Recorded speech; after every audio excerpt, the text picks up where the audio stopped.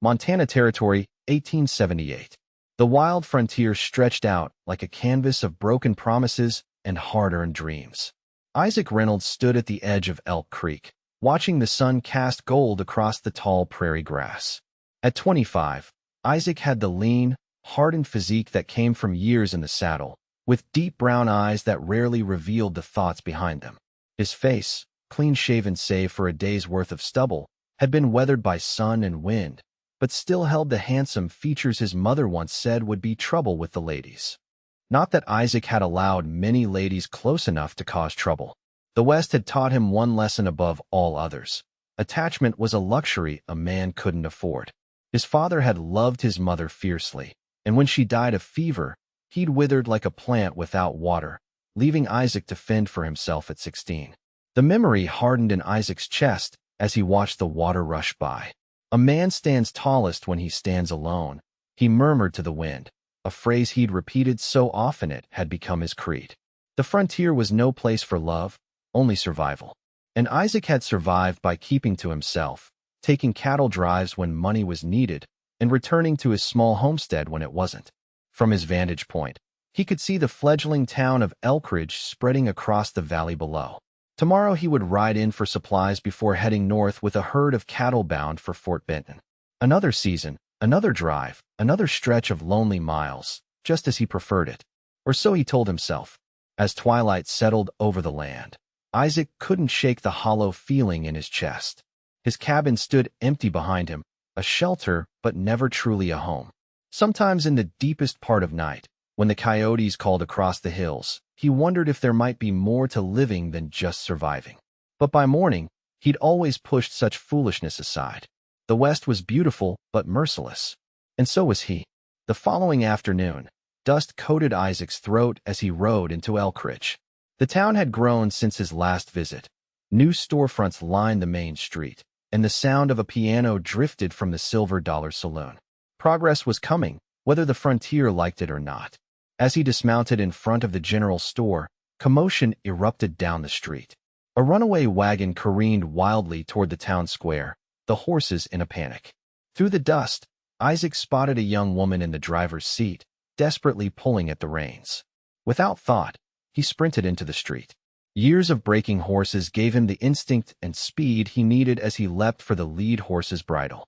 The animal fought him, nearly trampling him beneath its hooves, but Isaac held firm, gradually slowing the wagon until it lurched to a stop. Breathing hard, he looked up to find the most striking pair of blue eyes he'd ever seen staring down at him.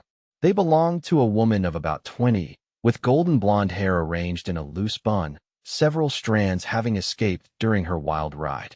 Her dress was simple but well-made, pale blue cotton that matched her eyes, with white lace at the collar.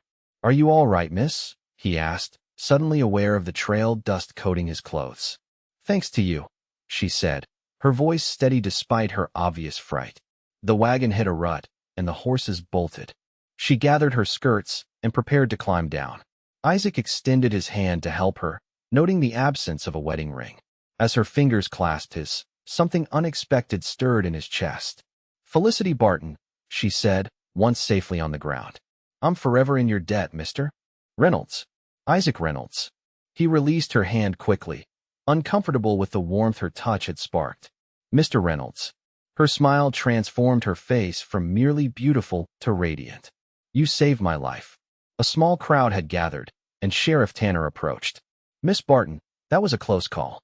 Everything all right?" "This gentleman saved me," she replied. The sheriff nodded at Isaac. "Good work, Reynolds. Haven't seen you in town for months." "Just passing through. Heading north tomorrow with Caldwell's herd."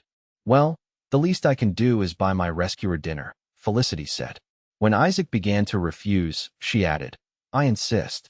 I've only been in Elkridge for 2 weeks, and I could use the company." Isaac's instinct was to decline. He'd planned to gather supplies and sleep in the livery stable before leaving at dawn. Entanglements, even simple dinner conversation, weren't part of his carefully constructed solitude. But as the sheriff took control of her wagon and the crowd dispersed, Felicity looked at him with those clear blue eyes. "Please, I haven't properly thanked you." Something in her directness disarmed him. 7 o'clock at Wilson's restaurant, he heard himself say. She smiled again. I'll be there. As she walked away, Isaac stood puzzled at himself. Survival meant keeping your distance, and yet he'd just agreed to dinner with a stranger. Perhaps it was merely gratitude she was offering, but as he watched her retreating figure, Isaac felt a tremor of warning. Women like Felicity Barton didn't belong in the world of men like him.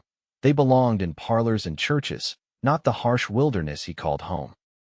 Wilson's restaurant occupied the ground floor of Elkridge's only hotel.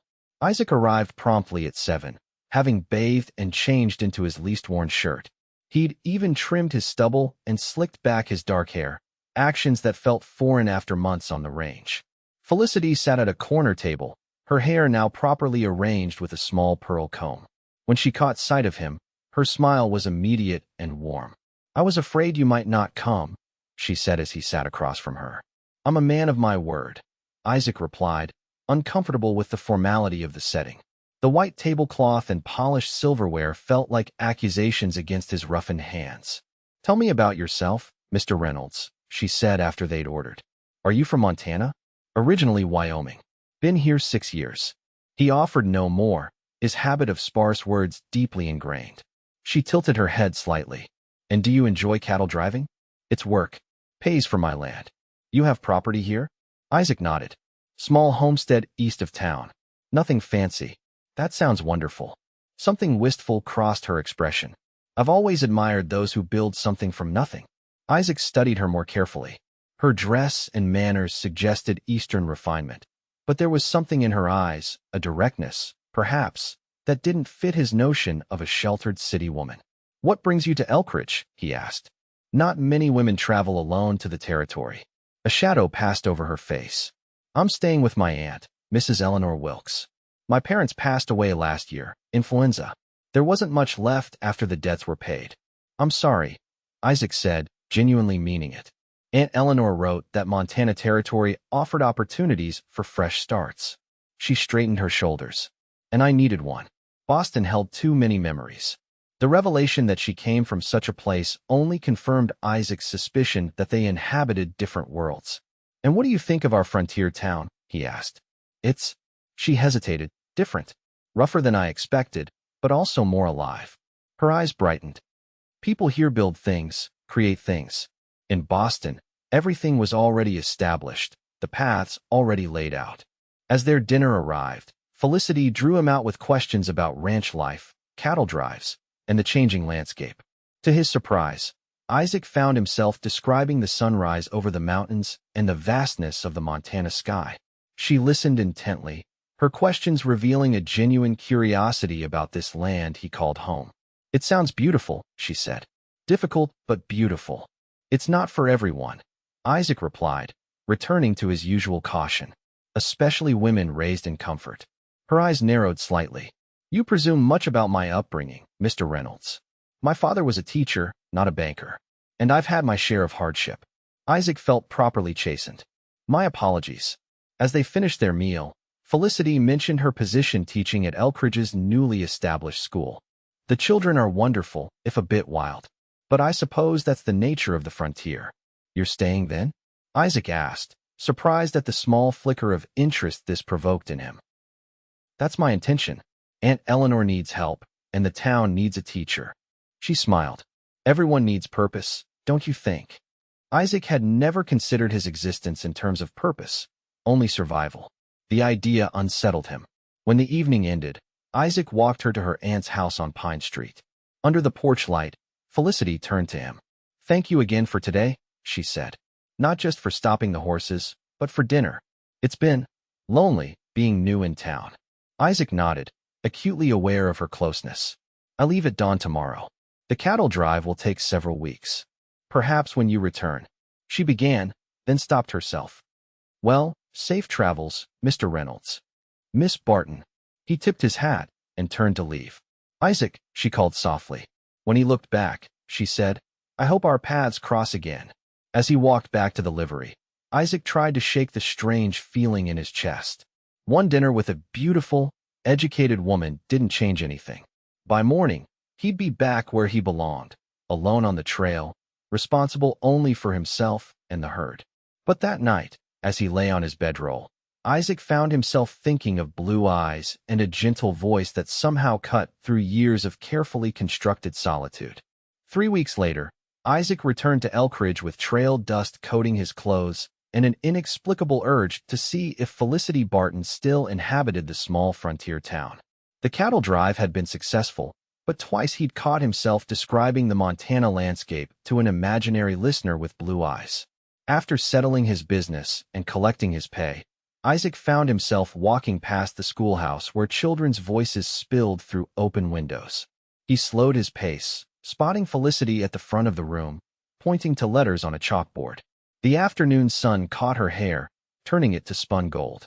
He meant to continue walking, to return to his homestead and the solitude he'd always valued. Instead, he waited, leaning against a cottonwood tree until the children burst from the schoolhouse door at day's end. Felicity followed, carrying books and papers, and stopped short when she saw him. "Mr. Reynolds," she said, surprise and pleasure mingling in her voice. "You've returned." "Just got back," he replied, taking his hat off. "Thought I'd see how you were settling in." Her smile widened. "Would you like to walk me home? I could use help carrying these." Isaac took the stack of books, and they walked slowly toward Pine Street. Felicity asked about his journey, and Isaac found himself elaborating beyond his usual terse responses, describing a lightning storm that had nearly scattered the herd and the satisfaction of delivering every head safely. "You enjoy it," she observed. "Despite the hardship." Isaac considered this. "I suppose I do. There's clarity in it. You know exactly what needs doing, and either you do it or you don't. Unlike life in town," Felicity said with a small laugh, "which is considerably more complicated." "Are you regretting your move west?" he asked. She shook her head firmly. "Not at all. The work is challenging but rewarding. Some of my students had never held a book before." As they reached her aunt's house, Felicity hesitated. "Would you like to come in? Aunt Eleanor always makes too much lemonade." Isaac knew he should decline. The longer he spent in Felicity's company, the more difficult it became to maintain the distance he'd cultivated for years. Yet he heard himself accept. Eleanor Wilkes proved to be a formidable woman in her 60s, with sharp eyes that assessed Isaac thoroughly. The small house was meticulously kept, with touches of Eastern refinement amidst frontier practicality. "So you're the cowboy who saved my niece," Mrs. Wilkes said after introductions. "She speaks highly of you." Isaac shifted uncomfortably. "Anyone would have done the same." "I think we both know that's not true," the older woman replied. "Not everyone rushes toward danger." Over lemonade, Mrs. Wilkes revealed she'd come west after her husband died, inheriting a small piece of land from her brother. "The air here is better for my health than Boston's coal smoke," she explained. "And when my brother's family all succumbed to influenza, leaving only Felicity, it seemed providential." Isaac listened, watching the easy affection between the two women. There was something about their makeshift family that stirred a long-dormant longing in him. As dusk approached, Isaac rose to leave. At the door, Felicity stepped onto the porch with him. "Will you be staying in town long?" she asked. "No. I should get back to my place. It needs attention after being gone so long." Disappointment flickered across her face, but she nodded. "Of course." Isaac hesitated, then said, "There's a community dance Saturday at the Grange Hall." "Yes, my students have been talking about nothing else for days."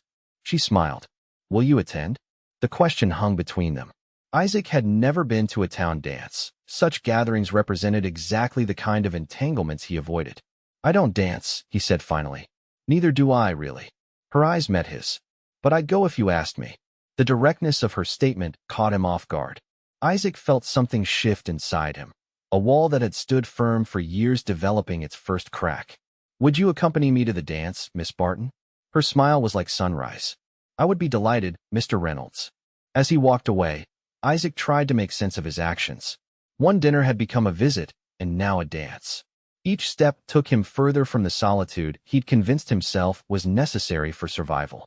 Yet instead of the anxiety he expected, he felt a strange lightness. Saturday evening found Isaac more nervous than he'd been facing down the stampeding horses. He'd spent the morning repairing his cabin roof, then rode into town early to purchase a new shirt and have a proper haircut. Such vanities were foreign to him, but the thought of standing beside Felicity, looking like a trail-worn cowhand, troubled him in ways it never had before. The Grange hall buzzed with activity when he arrived. Lanterns hung from rafters, casting warm light over the wooden floor where several couples already danced to fiddle music. Children darted between adults, and tables laden with food lined one wall. Isaac spotted Felicity immediately. She wore a dress of deep green that emphasized her slender waist, her hair arranged with small white flowers. When she saw him, her face brightened in a way that made his chest tighten. "You came," she said, approaching him. "I said I would." He cleared his throat, suddenly aware of his calloused hands and the new shirt that still felt stiff around his neck. "You look very handsome," she told him, a faint blush coloring her cheeks. The evening unfolded in unexpected ways. Isaac, who had feared awkward silences, found conversation with Felicity surprisingly easy. She introduced him to her fellow teacher, Mr. Pearson, and several of her students' parents. To his surprise, many recognized him from cattle drives and nodded with respect. "Everyone says you're the best horseman in the county," Felicity remarked as they sampled Mrs. Wilson's apple pie. Isaac shook his head. "People exaggerate." "Do they? I seem to recall you stopping a runaway wagon single-handedly." When the music slowed for a waltz, Felicity looked at him expectantly. Despite his earlier claim, Isaac did know how to dance. His mother had insisted, saying even frontier boys needed civilization's graces. "Would you dance with me?" he asked, offering his hand. Her fingers felt small and warm in his as he led her onto the floor. Isaac was acutely conscious of her closeness as his hand rested at the small of her back. "I thought you didn't dance," she said as they moved in time to the music. "I said many things that aren't holding true lately," he admitted. As they turned about the floor, Isaac noticed several people watching them with interest. Felicity, following his gaze, smiled. "You've become something of a mystery to the town," she explained. "The solitary rancher who comes and goes like a shadow." "I prefer it that way," he said automatically. "Do you?" Her blue eyes searched his. "Because tonight, you seem to be enjoying company." The music ended before he could respond, but her question lingered as they stepped apart. The crack in his carefully constructed wall widened a fraction more. Later, as he walked her home beneath a canopy of stars, Felicity asked about his homestead. "It's small," he said. 160 acres. Good water from the creek. Enough grazing for a modest herd. The cabin needs work, but it's sturdy enough." "It sounds wonderful," she said. "Will you show it to me someday?" The request startled him. "It's rough country for a lady." Felicity stopped walking and faced him directly. "Isaac Reynolds, I wish you would stop assuming what I can and cannot handle. I may have come from Boston, but I'm not made of porcelain." Her spirit caught him off guard, and Isaac found himself smiling. "I apologize, Miss Barton." "Felicity," she corrected. "After a dance, I think first names are permitted." "Felicity," he repeated, liking the way it felt. "Sunday after church. If you're truly interested, I'll show you my homestead." At her aunt's door, Isaac hesitated, caught between frontier propriety and growing desire.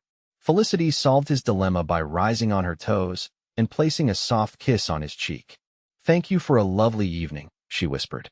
As he walked back to the livery where he'd arranged to sleep, Isaac tried to make sense of the emotions churning inside him. The solitude that had once felt like safety now seemed hollow compared to the warmth of Felicity's company.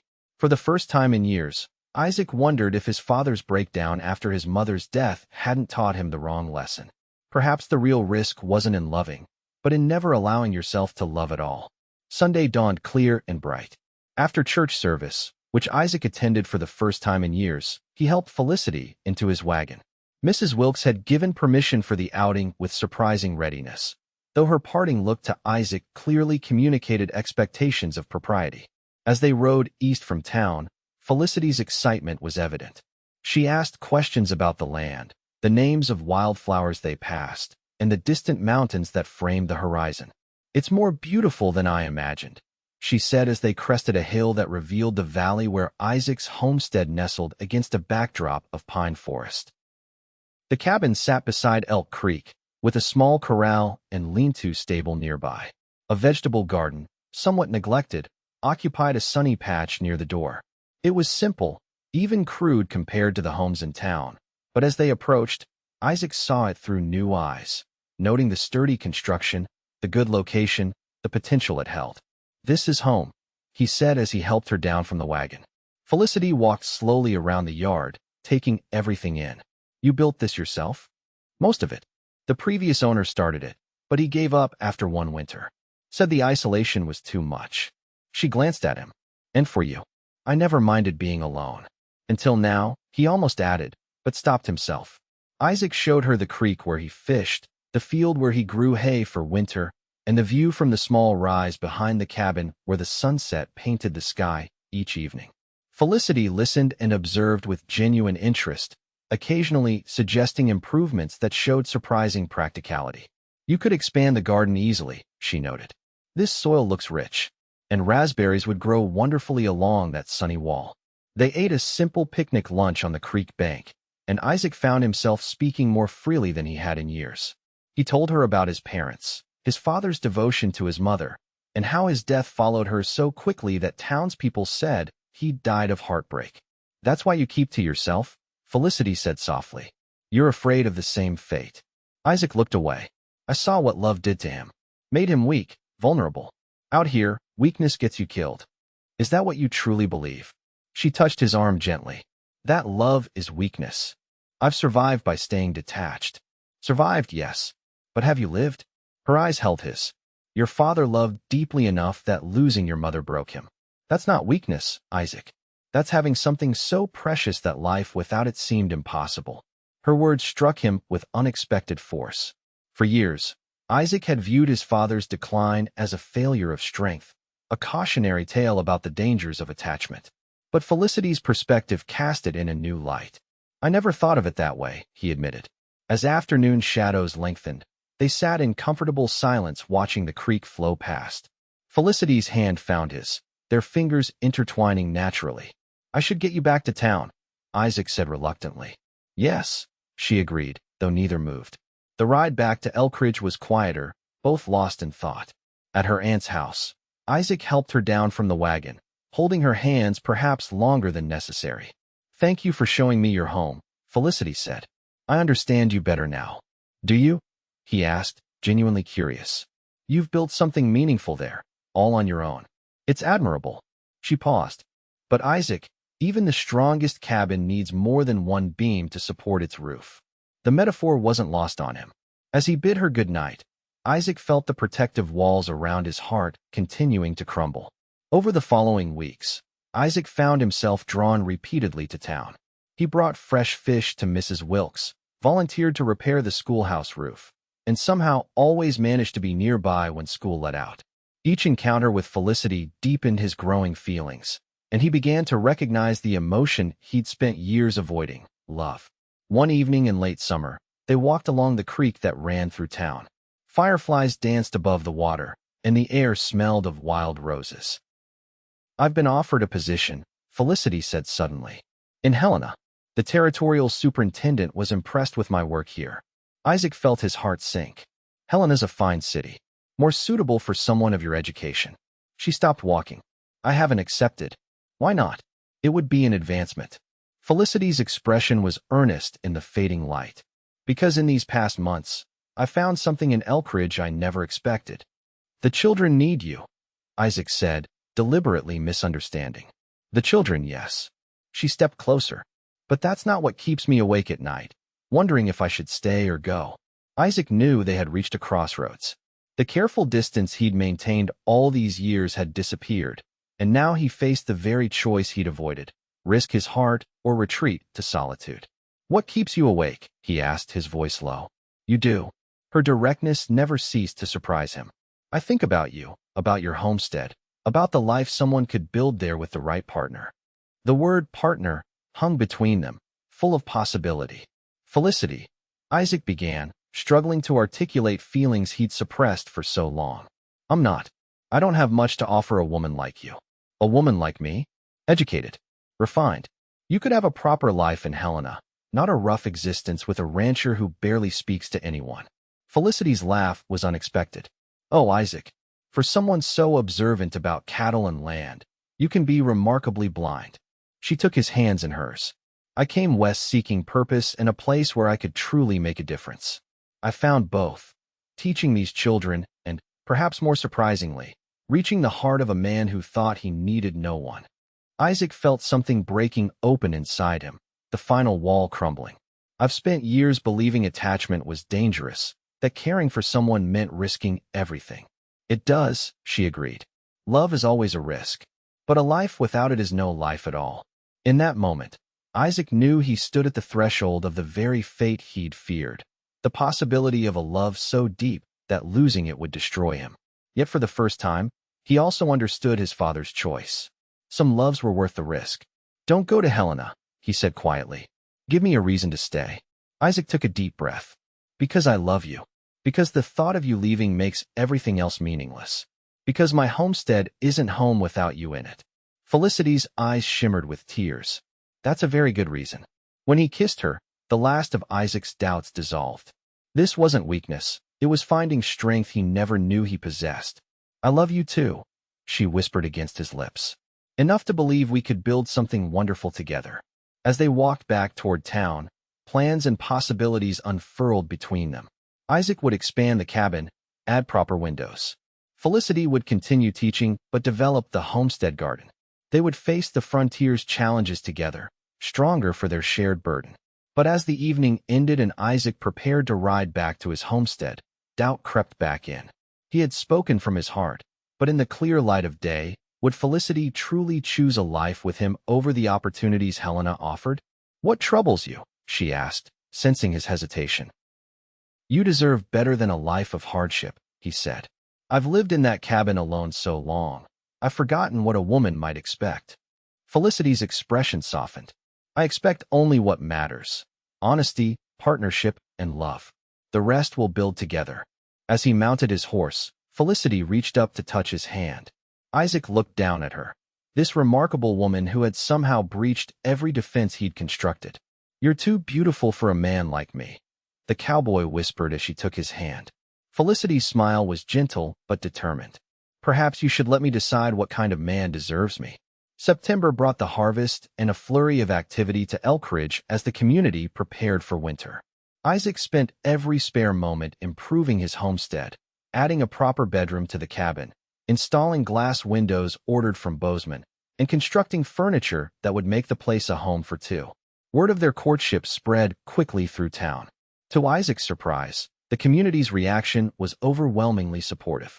Mrs. Wilkes, after an intimidating private conversation with Isaac about his intentions, became their strongest ally, helping Felicity prepare for a frontier wife's responsibilities. But as their wedding approached, scheduled for the first weekend of October, Isaac received news that threatened everything. Cattle prices in Fort Benton had spiked, and John Caldwell needed his best men for one final drive before winter. It's 2 weeks' work for 3 months' pay, Caldwell explained. Enough to see you through winter with plenty left for spring seed. The opportunity was too good to refuse, but it would mean leaving just days before the wedding. Isaac rode to town immediately to discuss it with Felicity. We could postpone, she suggested, though disappointment showed in her eyes. The money would give us a better start. I don't want to wait, Isaac admitted. But this winter will be hard enough, without financial worries. Felicity considered this. Then go. Make the drive, and come back to me. We'll marry the day you return, whatever day that might be. Her practical acceptance only deepened his love for her. As they parted, Isaac promised, nothing will keep me from returning to you. The cattle drive started well, but soon encountered trouble. Early snowstorms in the mountains forced them to take a longer route, adding days to their journey. Then, as they approached Fort Benton, word came of rustlers targeting herds bound for the river port. Caldwell doubled the night watch, and Isaac found himself riding guard through long, cold hours. On the 10th day, during his shift, shots rang out from the northern edge of the herd.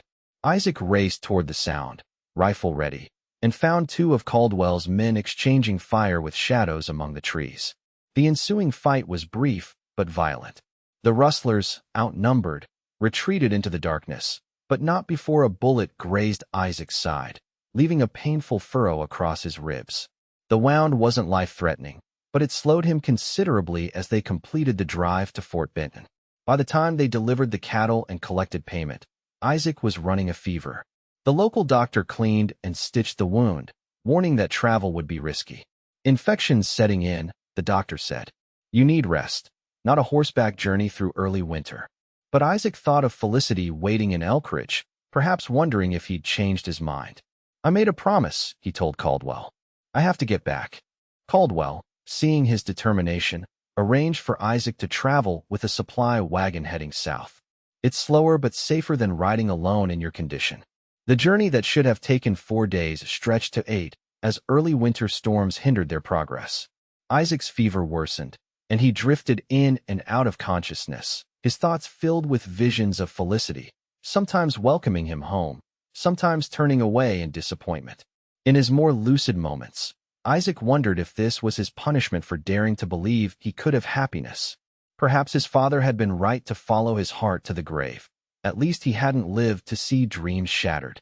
When they finally reached the outskirts of Elkridge, Isaac was barely able to sit upright. The wagon driver, concerned, headed straight for the doctor's house rather than Isaac's homestead. "Get word to Miss Barton," Isaac managed before darkness claimed him again. Felicity had faced each day of Isaac's absence with determined optimism, but as 1 week became 2, and then 3 with no word, worry crept in. October ended, November began, and still no message arrived. "Cattle drives can be unpredictable," Mrs. Wilkes reassured her. "Weather, river crossings, many things can cause delays." But Felicity saw the concern in her aunt's eyes. In a territory where survival depended on skill and luck, silence often meant the worst.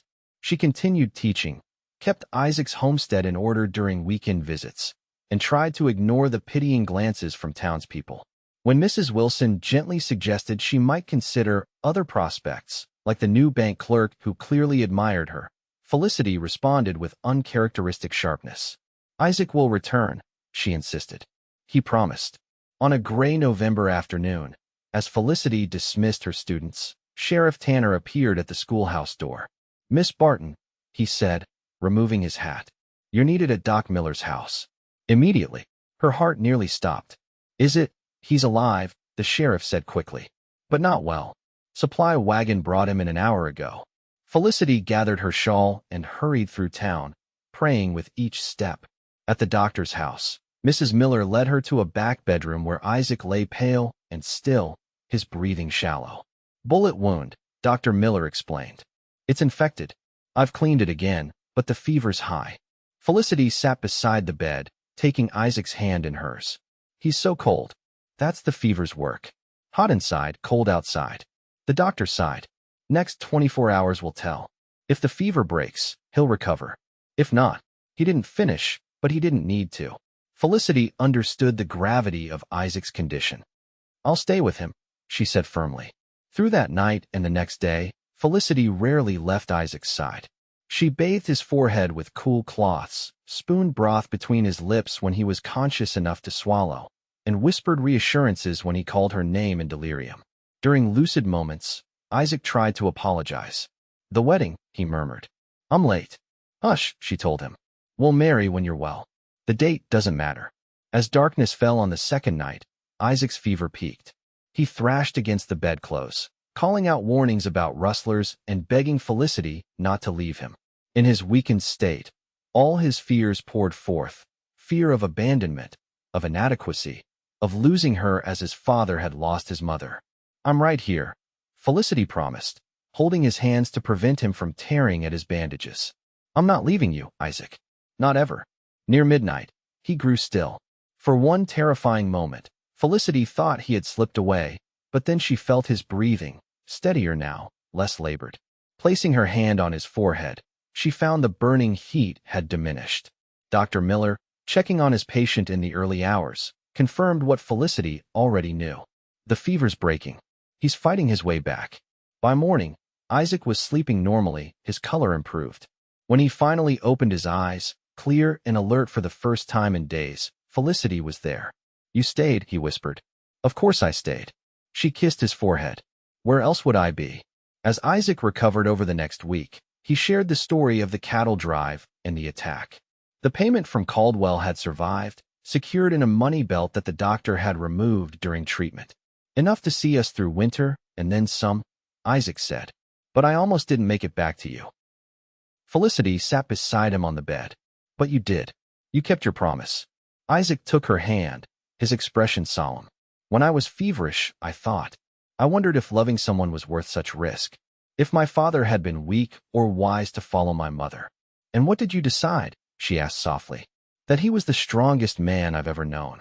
It takes courage to love completely, knowing what could be lost. Isaac's eyes held hers. I want that courage, Felicity.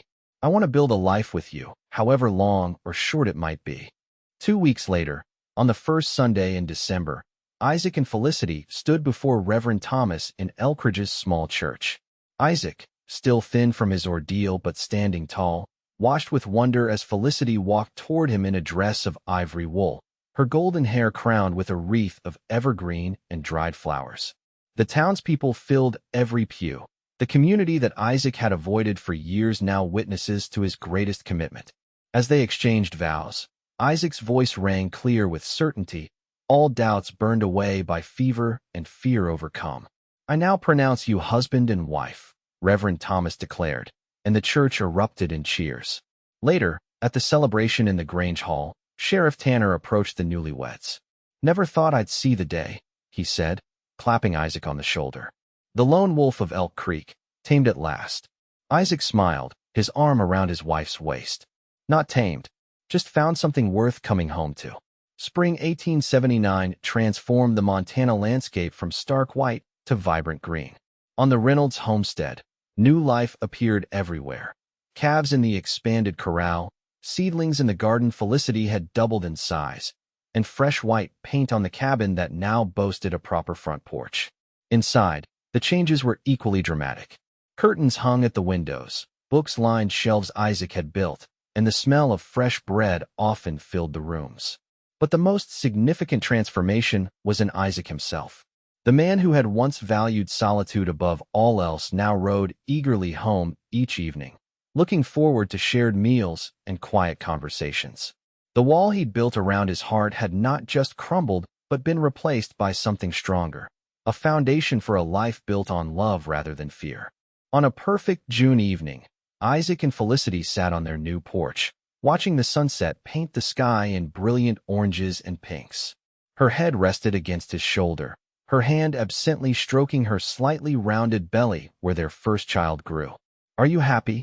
She asked, looking up at her husband's face. Isaac considered the journey that had brought him here. From a solitary existence defined by survival to this rich life filled with purpose and connection. Happier than I ever thought possible, he answered truthfully. You changed everything, Felicity. You made me see that the real risk wasn't in loving too deeply, but in never loving at all. As darkness gathered and stars appeared in the vast Montana sky, Isaac Reynolds held his wife close, grateful for the beautiful woman who had taken his hand despite his warnings. The frontier remained as challenging as ever, but they would face it together, two hearts stronger than one, building a legacy of love in the wild, unforgiving West.